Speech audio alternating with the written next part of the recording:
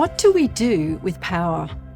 It's a question that comes up often today in a world where situations of abuse and misuse of power seem to be everywhere. In nations with political leaders, in companies with business people, even in mega churches with pastors. With great power comes great potential for abuse and damage. So how do we handle it? Some say, well, power is dangerous, so the solution is to have less of it. Don't get too powerful, don't get too wealthy, stay small, and you'll be fine. They have a point. Having power is dangerous, it's risky. Neuroscientists tell us that the experience of power actually changes our brains. It makes us less empathetic, so that we can't see the needs of people around us. It seems that we enjoy being able to make people do what we want them to do. Yet power in its essence is just the ability to get something done. In effect, it's a neutral force. The main variable is how we use it and what we use it for. Let me give you an example from history, from some powerful men. The first one is Basil the Bishop. He lived in the 4th century in the eastern part of the empire, in a place called Cappadocia, in modern-day Turkey. He was a powerful, intelligent man. How did he use his power? Well, he built the first public hospital and wellness centre. Back then, it was only the elites and the Roman armies who had the money that could access medical services. So he built this amazing place where everyone could receive healthcare. He was powerful, but he used his power in service of others. At the same time, there was another man. He lived over in the western part of the empire, in Milan.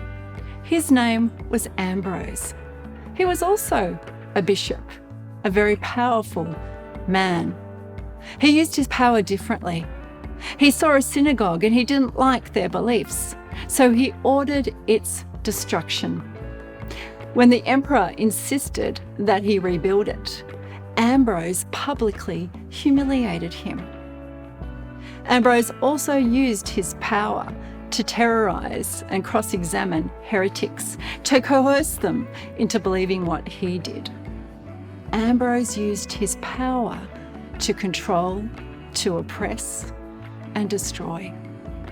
And then, of course, we get Jesus, the Son of God, the one who had myriads of angelic power at his fingertips. He was tempted by power. Before he even began his ministry, the enemy came to him and said, Jesus, if you bow down and worship me, I will give you all of the kingdoms of this world. But in Jesus, we see a different use of power. This is the one who used his power to heal people, to empower them. He used his power and he laid it down to wash their feet. And ultimately, when he died on the cross, he surrendered every power that he had in the name of love. He laid down his power in service of others to empower them. The problem is not the power. The problem is how we use it. Jesus gives us a model. Basil gives us a model.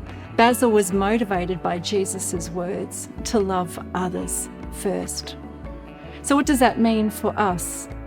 Well, if we're called to business, we use our power to help provide people jobs that bless their families and communities, to input and contribute to the economy in a healthy way. If we're in politics, we use our power to serve the people that have voted us in, not for our own ends.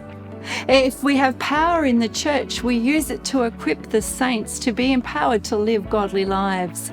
If we have power in our families, we use that to raise up our children so that they become the fullness of God, create what God created them to be.